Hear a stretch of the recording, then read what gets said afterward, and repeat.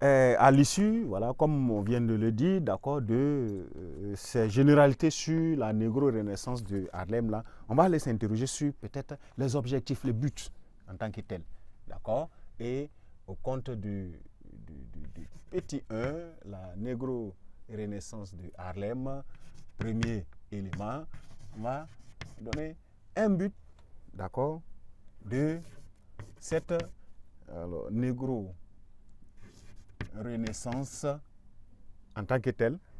Vous comprendrez que, au fait, ces mouvements-là lancés comme ça sont comme des révolutions qui ne sont pas faites de façon hasardeuse.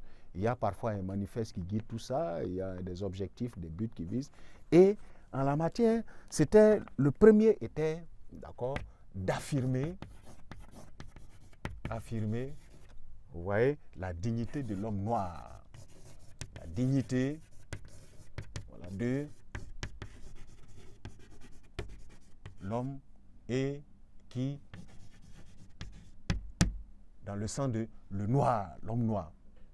Et justement, vous vous rendrez compte, d'accord, si leur combat était le refus du racisme, le racisme qui rabaisse une race, au fait, on va comprendre que les objectifs que se fixait, d'accord, la négro-renaissance était de redonner à la dignité de l'homme noir ce qu'elle valait. Par le même coup, il s'agissait de défense, n'est-ce pas? Voilà, le droit ou les droits du noir, voilà, au travail, car l'homme noir devrait ne pas être considéré comme un être qui n'a pas droit à un statut professionnel ou à certains types de professions en tant que tel, n'est-ce pas? Et toujours à l'amour, on va le dire ainsi, à l'union avec qui il veut, parce qu'il était inadmissible, mais ça existait où le noir ne pouvait avoir une femme de couleur non noire, mais l'inverse pouvait exister.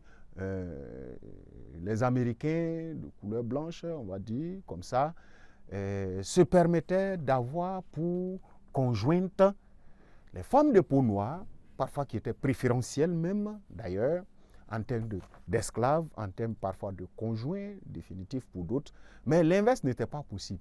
Tout ça était des faits qui touchaient plus ou moins, d'accord, à la dignité de l'homme noir. Donc, il y avait une sorte d'affirmation de la dignité, d'accord, du noir, à travers la possibilité, au fait, l'obligation même de lui permettre d'avoir un travail, d'accord, on ne peut pas l'exclure du travail, de disposer ou en tout cas d'aimer qui il veut, n'est-ce pas, en plus de tout de cet élément de l'amour en tant que tel là, vous avez l'égalité, le respect, n'est-ce pas? Donc, ce droit, d'accord, ou en tout cas cette défense du droit du noir à l'amour, à l'égalité, le respect, le travail, etc., allait être considéré, n'est-ce pas, comme étant des facteurs de renversement de la dignité noire qui était atteinte, qui était touchée. Il n'en demeure pas moins que c'était aussi dans, voilà, la négro-renaissance là a eu, n'est-ce pas, pour cheval de bataille, la liberté de l'homme noir. D'accord? Et au nom du principe de liberté, qui va peut-être rejoindre en haut la légalité, etc. Mais l'homme noir devait être libre d'être ce qu'il est comme tel et comme il a toujours, n'est-ce pas, été. Et on va, en plus de la liberté pour le nègre, n'est-ce pas, pour le nègre, voilà, on aura cet objectif qui est, n'est-ce pas, de permettre aux Noirs d'affirmer sa culture. Voilà, d'affirmer sa culture.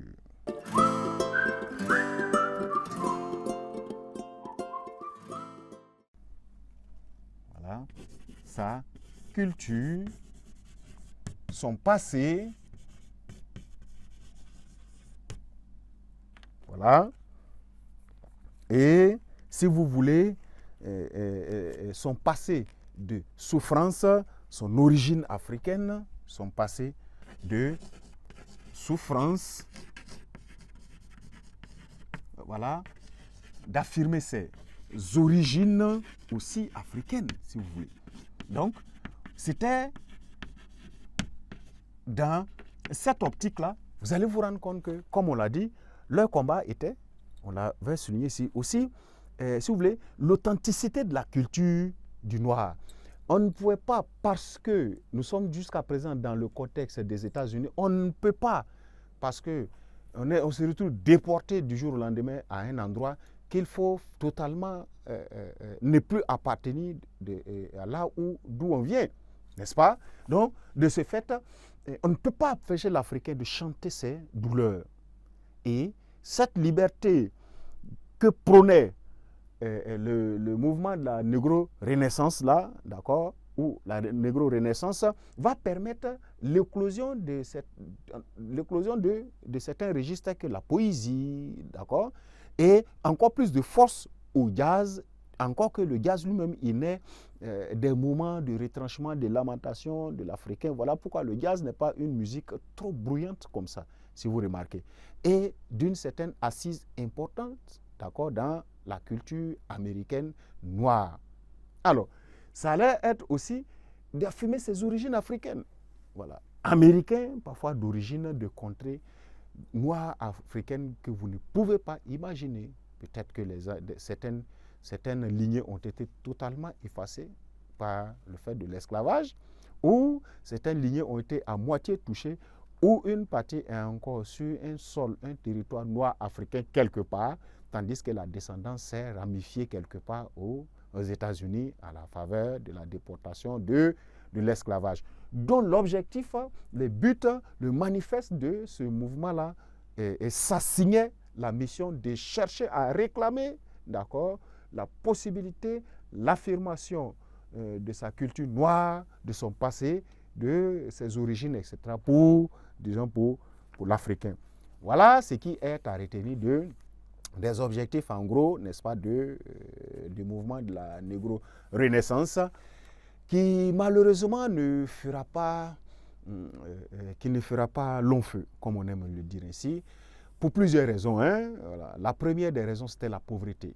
Voilà. Et la résignation, si vous voulez, des Afro-Américains, même des Noirs américains, d'accord, leur hésitation à porter le mouvement, surtout en son bras financier.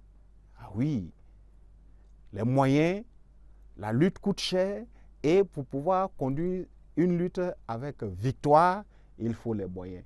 Or, on l'a vu, c'était des mouvements lancés, en tout cas, c'était des élans lancés par des jeunes intellectuels, des étudiants à la limite, des écrivains. La réflexion leur appartient, mais ce n'est pas évident que les moyens disponibles pour conduire ces luttes soient assez évidents.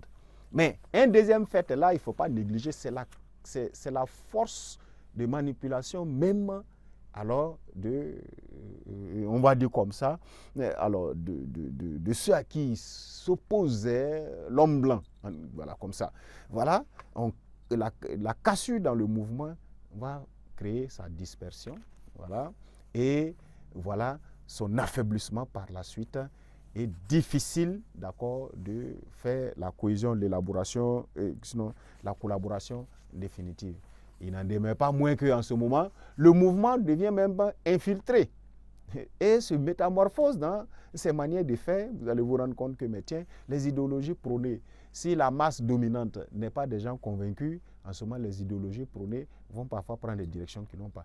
C'est ce qui va constituer, n'est-ce pas, si vous voulez, l'affaiblissement au fur et à mesure de la négro-renaissance.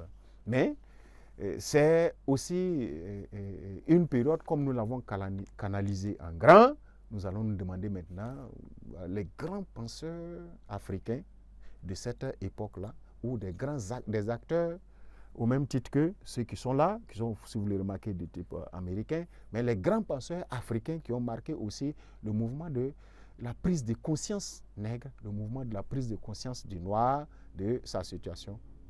Voilà.